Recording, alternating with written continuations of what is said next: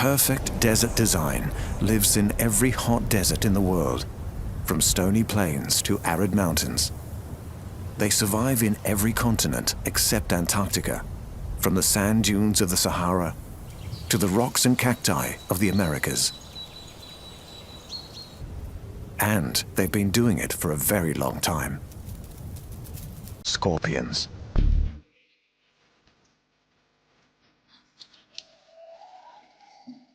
One of the most ancient creatures on Earth. They've existed since life first crawled out of the sea. It's not hard to see why. They have lethal weapons at both ends, and their bodies are well armored against predators and the desert heat.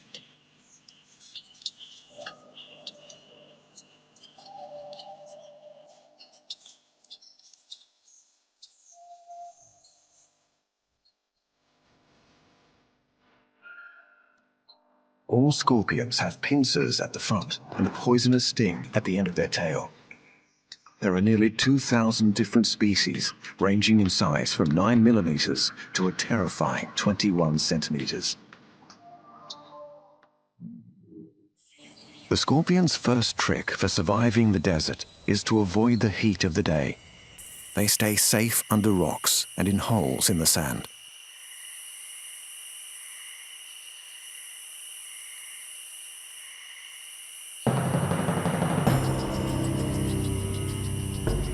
As the sun goes down, this primeval hunter comes out.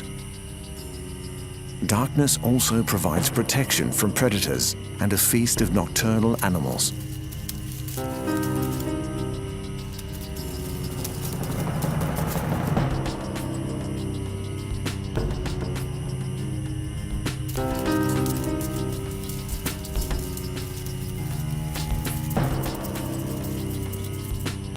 Scorpions have 6 to 12 eyes, but they don't hunt by sight.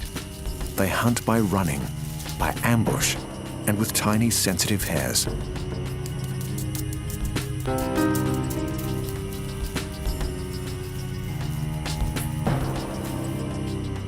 The moment this moth touches one of these, the scorpion strikes and grabs it with her pincers. The tail swings into action and injects the prey with venom. The moth is paralyzed and can be eaten at the scorpion's leisure. Scorpions eat any small creature they can catch, even lizards and mice.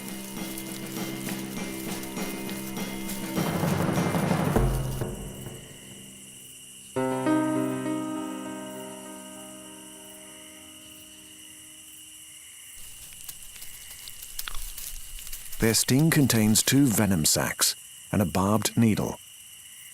Even their mouths have claw-like structures to break up food ready for digestion.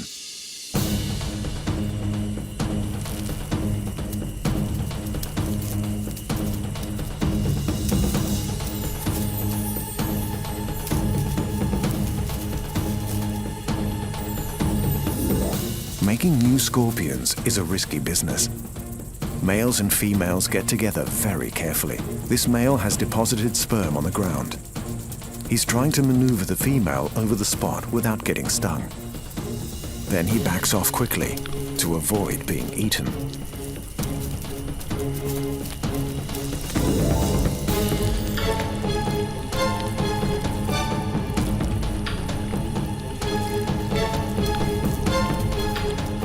It's a lonely life being a scorpion, but it's one that has lasted over 420 million years in the race of life.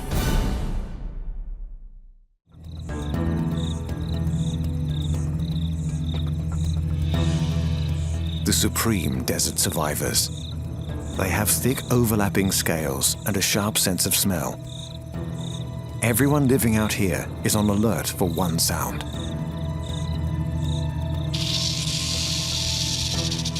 Rattlesnakes can be 2 meters long. They're fast, tough, and deadly venomous.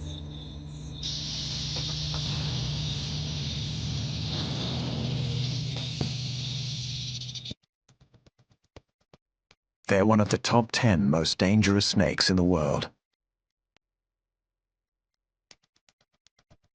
Each fang is connected to a large poison gland behind the jaw. When a rattlesnake bites, The poison glands contract, squeezing venom into the fangs. A banner-tailed kangaroo rat is in the snake's sights. The race of life is on for prey and predator.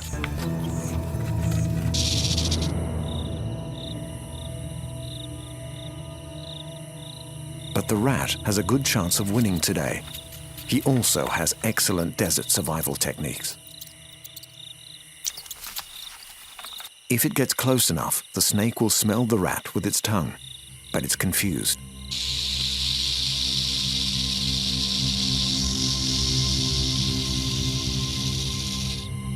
The rat freezes. The snake can't sense it. The snake moves in.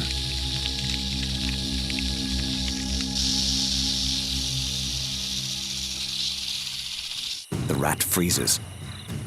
The snake has lost it again. Then a startling display. The rat seizes the chance to get away.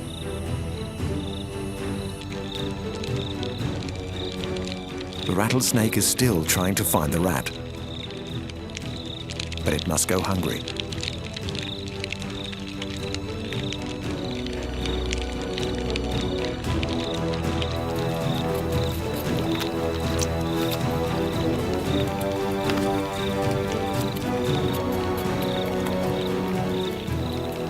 Finally, the snake has won the duel of the race of life today.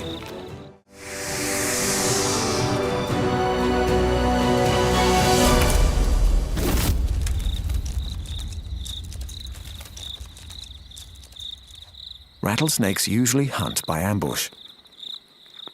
The prey is swallowed whole. The snake's strong gastric juices can digest everything, even bones.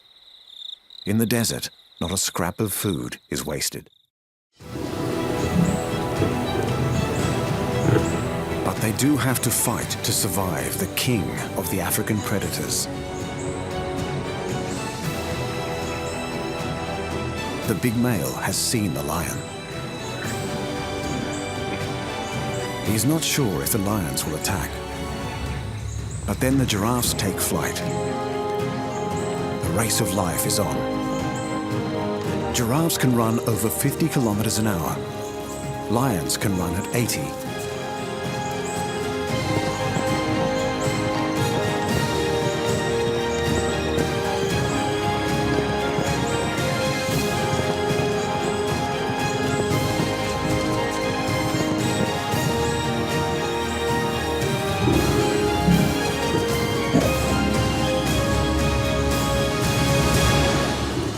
A well-placed kick to the lion can be a death sentence. If injured, the predator will be unable to hunt and will eventually die. Sometimes a giraffe, weakened by age or injury, will lose.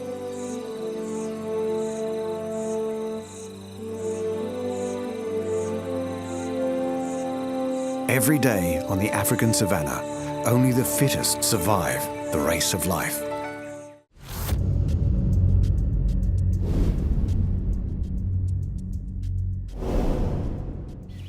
The mountains of America, Asia, and Europe are home to a giant mammal with a fierce nature. He hunts by day in the forests and rivers. His diet includes meat, berries, nuts, and fish. Full-grown males can reach 750 kilos in weight. They have large teeth and an exceptional sense of smell. Some species come to a special place at a special time every year. Bears. This one has come to the river for an event that tests the athletic skills of predator and prey to their limits. Bears are distantly related to dogs, but they have long bodies, stocky legs, and they're much, much bigger. This river is a major highway for a very special fish. Every year, Pacific salmon race along these waters to breed. They have to leap enormous hurdles and avoid being eaten by bears.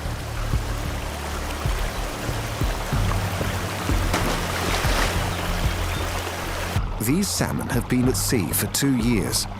Now they're returning upriver to where they were born.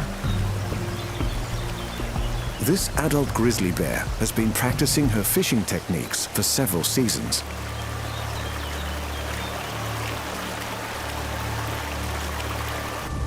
Victory. Despite the huge quantity of fish, catching a slippery salmon is a major challenge. The salmon run is at its peak in June and July, the Northern Hemisphere summer. These fish are an essential protein source for the bear and her family. When the weather changes, there will be almost no food around. She needs to eat as much as she can if she's going to live through the long and icy northern winter. This is a race to the death for fish and bear. Only the fastest and strongest salmon will get past the line of bears. And only the bears who pack in lots of protein will be strong enough to survive when the snow closes in.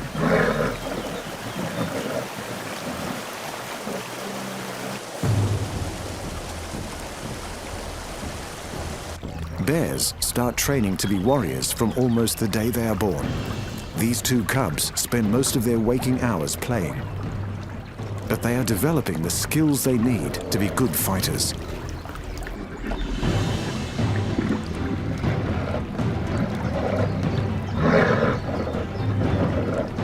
They will need to win many fights if they are going to survive as adults.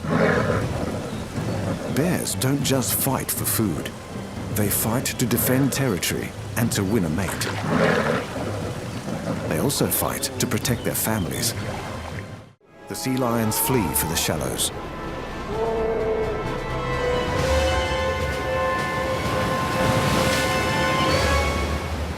The pup was too slow, and he has lost his race of life today. This young grizzly male is looking for his own territory. Bears are not very sociable. When they're not breeding, they usually live alone. But this territory has already been claimed. This time, the fight between the two bears is serious. If you have no territory, you have no food. In the wild, injury is as good as a death sentence. The new bear is too small. He's not strong enough to win this time. The dominant bear has won the race of life today. The younger bear must come back when he's big enough to take on this dominant male.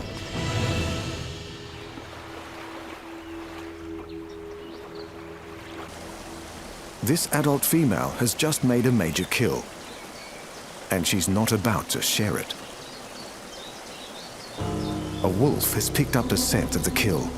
He's also hungry. The wolf is wary as he approaches the carcass. He's no match for the size and strength of the bear.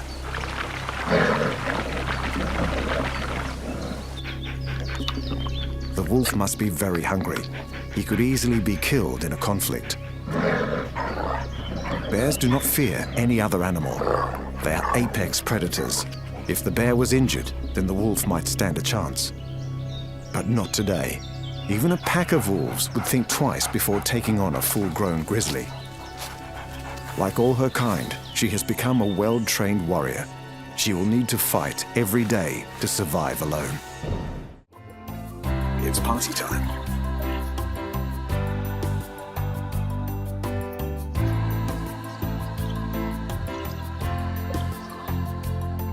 Now they've been fed, it's time to head for home.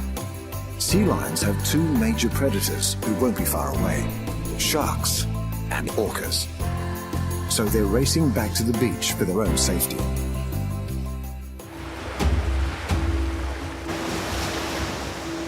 Back at base, the race of life is not over, especially for the bulls. It's breeding season, and only the best fighters will be given the chance to mate. The smaller bull is an intruder. The larger sea lion is fighting to maintain his role as the dominant male. This one has already been in a fight, but he's still up for more. Bull sea lions fight each other only during breeding season. For the rest of the time, they live together peacefully with the colony.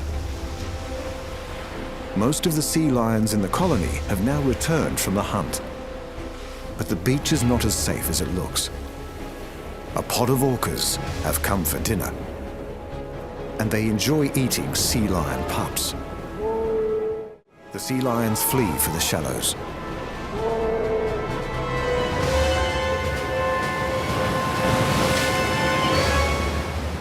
The pup was too slow, and he has lost his race of life today.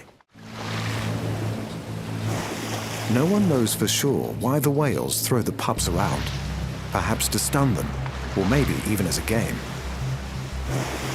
The orcas visit this beach every year during sea lion breeding season. It's a perfectly balanced fight for survival. Once the pups get too big, the orcas will leave, and enough sea lions will survive to sustain the colony in its communal race of life.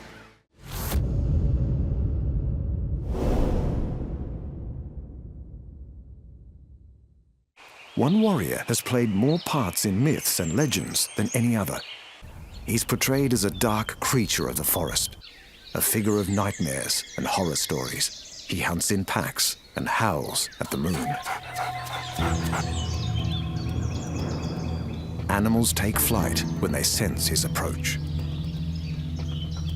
The wolf. Wolves have lived close to humans for almost 15,000 years.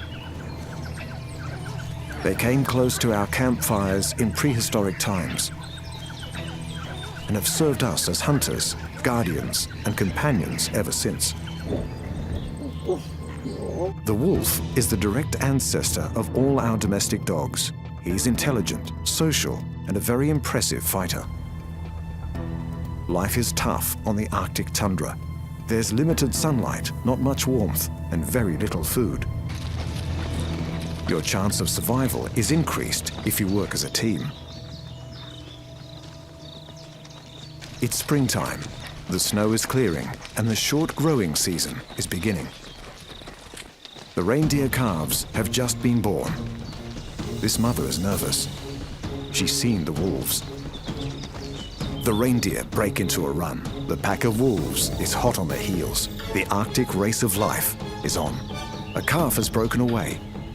The wolves are faster, but the reindeer have more stamina.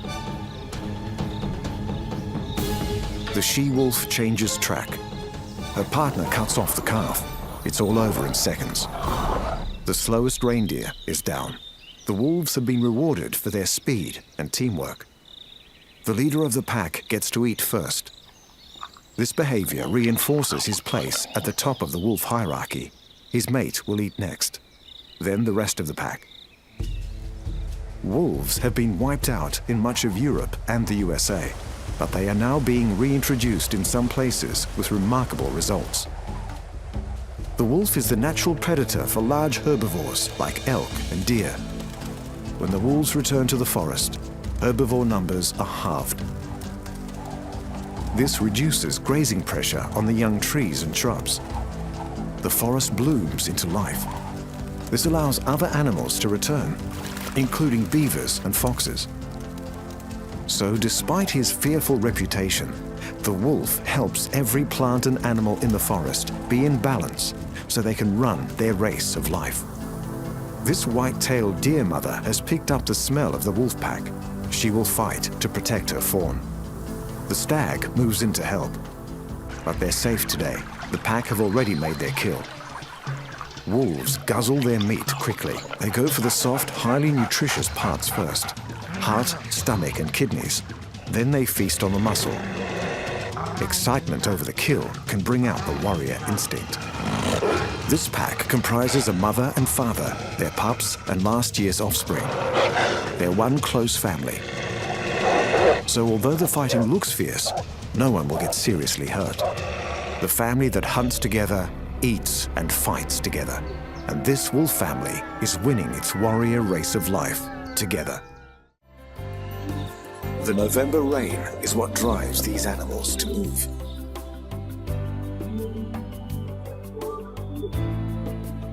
The Serengeti plains near the Ngorongoro crater become rich with new growth grass. But by May, the grass is all grazed out, and the herds move north towards Kenya's Masai Mara. This is the greatest concentration of animal life on the planet, a true wonder of the natural world.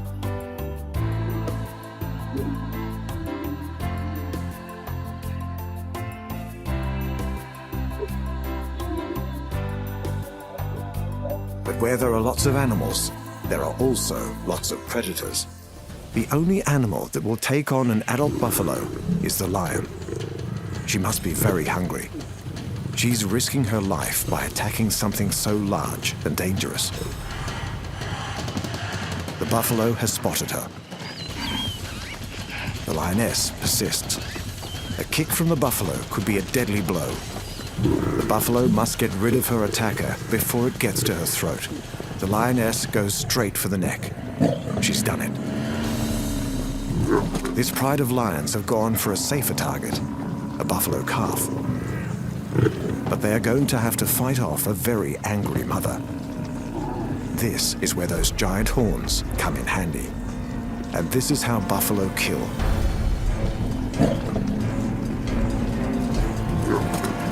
The lioness has pushed it far enough. She's not happy, but the buffalo and her calf have won their race of life today. The entire herd is now alerted. They don't want the lions hanging around. It's not worth the risk. The lions back off. They will have to find their meal elsewhere. The buffalo have not only protected themselves, they have protected their young. In this way, the entire herd of bovine warriors wins their race. This race of life is about strength and determination.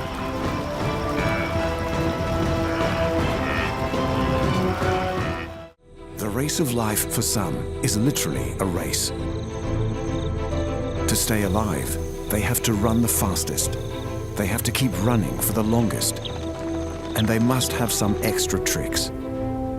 They must do it every day, many times a day, just to stay alive. And the best place for running is where there's lots of space. The vast savannas of Africa, the open prairies of America, and the great red deserts of Australia. Animals who have survived here have used countless generations to evolve their ability to run and run. Some have long legs, some have strong muscles, others have light bodies, or sheer force of will. The need to run has led to a huge range of sizes and shapes. But all have one thing that links them. To win their race of life, they must run like the wind.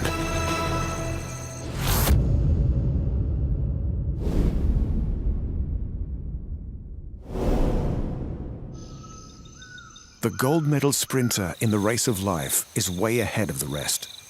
Every detail of his body is built for speed. The cheetah. These big cats live where competition for predator and prey is at its most intense.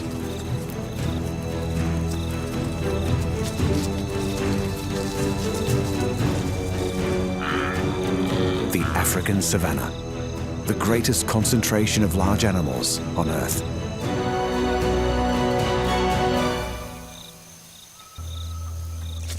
The herds here contain around 2.5 million wildebeest, zebra, and gazelles. And this is the big cat that can outrun them all. He is slim and light, with long legs built for sprinting. A lone male is hungry. He needs to eat about 3 kilos of food every day, and today he has been out of luck. Then, a herd of Thompson's gazelle.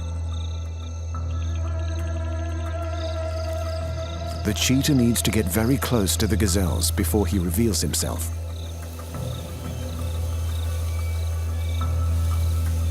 Creeping through the grass in silence. The cheetah is completely focused on his target. The gazelle senses something is wrong. The cheetah has no choice. The cheetah is out and running. He can accelerate to 75 kilometers an hour in less than 2 seconds. Soon, he reaches a top speed of 120. The gazelle is also fast, almost as fast as the cheetah. With competitors like these, the race of life is very close. But the fastest does not win. After less than a minute, the cheetah collapses. He cannot keep up his top speed for more than a minute. If he fails after then, the race is over. He has been taking 150 breaths per minute, and his body temperature has reached over 40 degrees. He may need half an hour to recover before he's ready to hunt again. The Thompson's gazelle has won another race of life. Cheetahs hunt by sight. They have a wide-angle field of view and extremely sharp vision. Even the cheetah's stunning eyeliner has a purpose. His black tear marks prevent reflected sunlight from getting into his eyes. The male is ready to try the hunt again. Camouflage allows him to get close to his prey.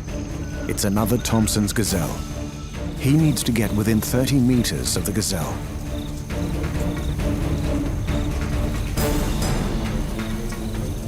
Then he's off.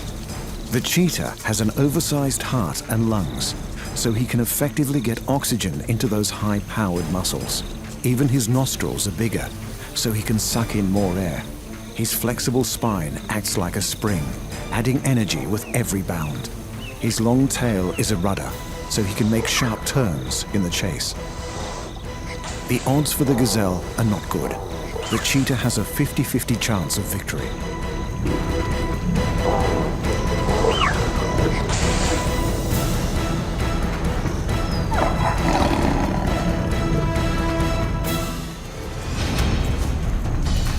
A firm bite on the neck suffocates the victim. The cheetah gets a meal. He lives to race another day.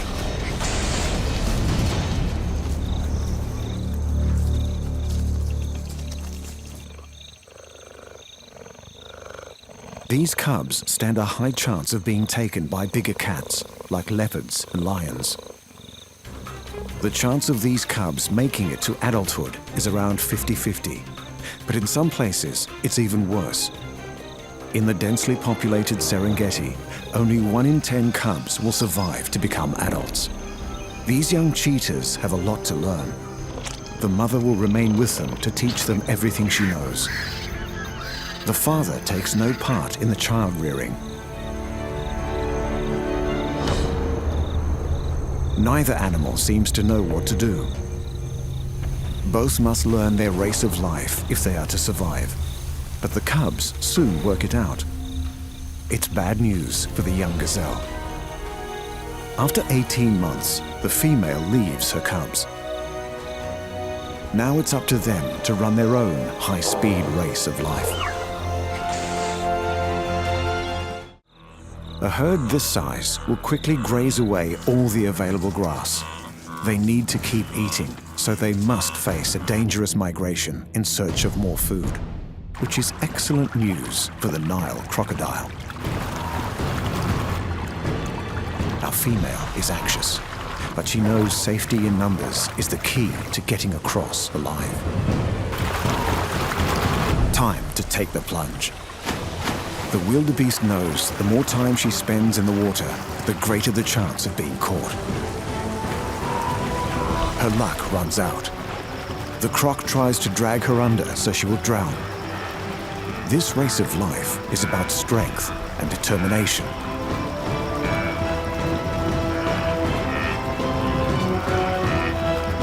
She's done it. An incredible escape. But she must cross this river twice a year. If she's strong enough, fast enough, smart enough, she will win this race of life many more times to come.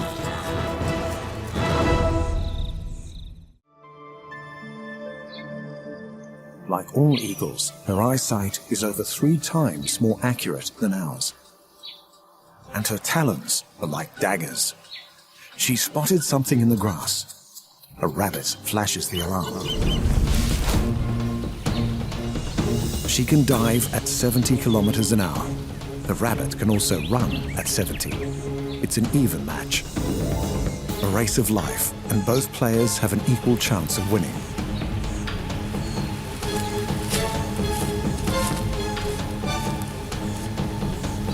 the wedge-tailed eagle has won. She gets to eat. But tomorrow, she will have to race again.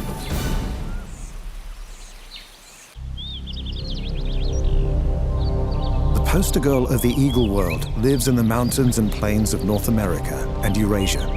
She can be trained to hunt animals as big as wolves. These crows are not about to stay and pick a fight. The golden eagle. With a 2-meter wingspan and talons as big as a child's finger, the golden eagle was always going to beat the crows in this race of life. Once the hunter has had his fill, the vultures move in. But vultures are not the only scavengers here. The giraffe carcass attracts hyenas, and they're prepared to fight for their share.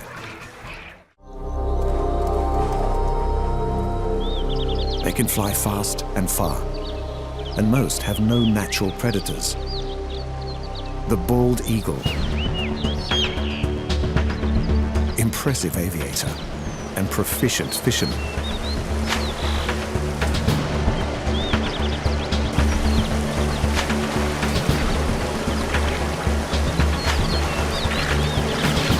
No wonder the bald eagle has been selected as the symbol of the USA.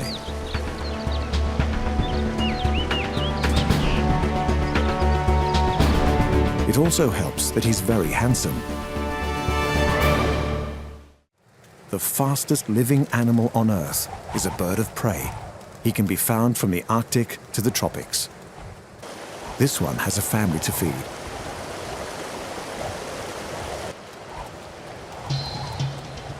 The pressure is on to find food fast. The peregrine falcon. He's preparing to take off, always alert.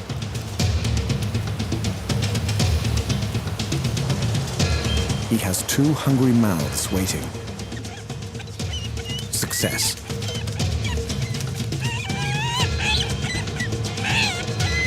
A good hunter will breed strong chicks. Falcons prefer to eat birds. Their wings are custom built for the aerial acrobatics needed to catch them. Farmers' fields are ideal open spaces for hunting. The falcon scans the sky. He's seen something in the distance.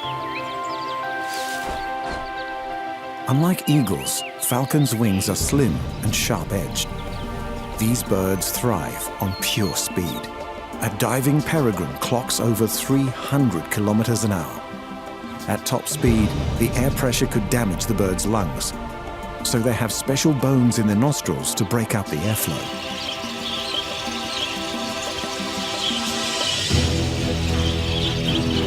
The falcon starts the chase. A rock dove has seen the predator. The falcon hesitates, then in go the wings. He drops into a high-speed dive. He's aiming for the dove's wings. The dove dives too. Got it.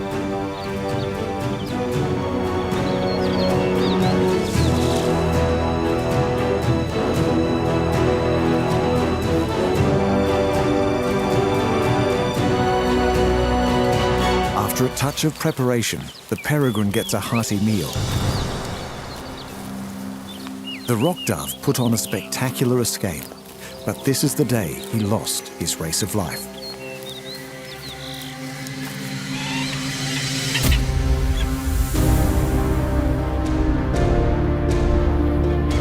Falcons are experts at catching smaller birds in flight. This is how they win their race of life.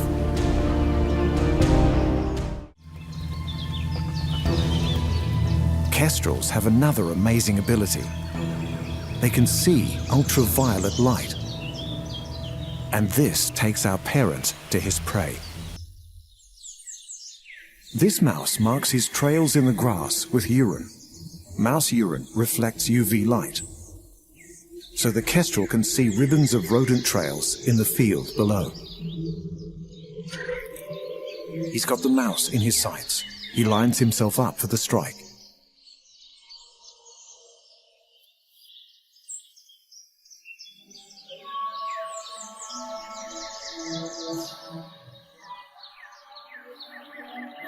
He's on target.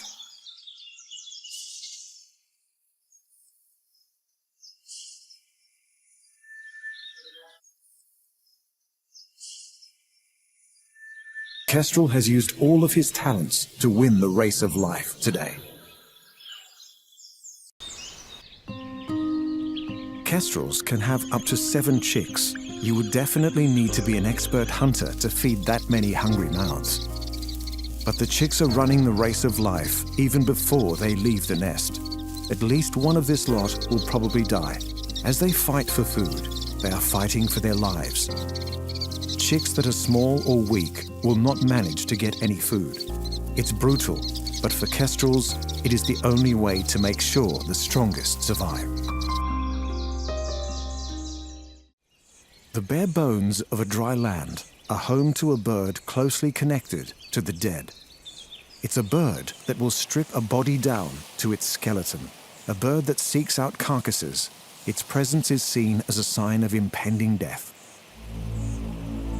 The vulture. He's easily recognized by his bald head and sharp, hooked beak. Vultures are birds of prey, but they do not hunt and kill. Their prey is already dead. Vultures feed on the rotting meat of dead animals. Some can smell a carcass from over a kilometer away. They are designed by nature for ripping the flesh from large animals. Surrounded by death, the vulture runs his race of life. As well as the distinctive head, vultures have long, broad wings and strong, sharp talons. The vulture's race of life is against his companions and other predators. If there's food lying around, it's not so easy to just turn up and take it. If you're a smart vulture, you can be at the right place at the right time. Beaches used by turtles for breeding are a bonanza for vultures. A beach is covered with turtle nests and the bodies of exhausted female turtles. This is the time for throwing out the rule book and eating living food.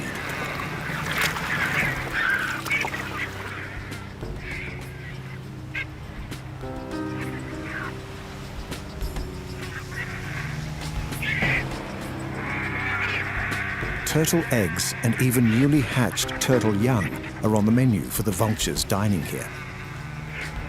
But word has got around, and the competition for food is tough. The best place to be a vulture is where lots of large animals are likely to die.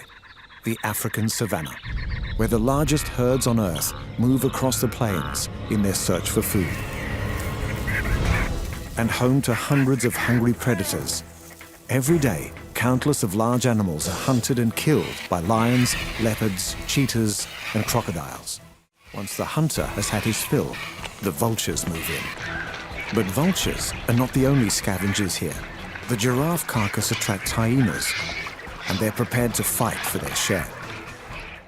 Today, it looks as though there's enough meat for everyone, so the competing scavengers are calm.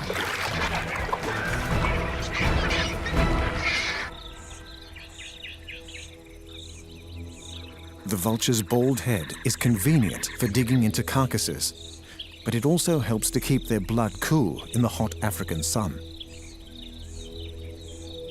Despite their ugly reputation, these vultures are providing a vital service. By eating away any rotting meat, they are keeping the grasslands clean and free of disease. This wildebeest has lost his race of life, probably to a lion. He doesn't know it, but he's helping the vultures win their race.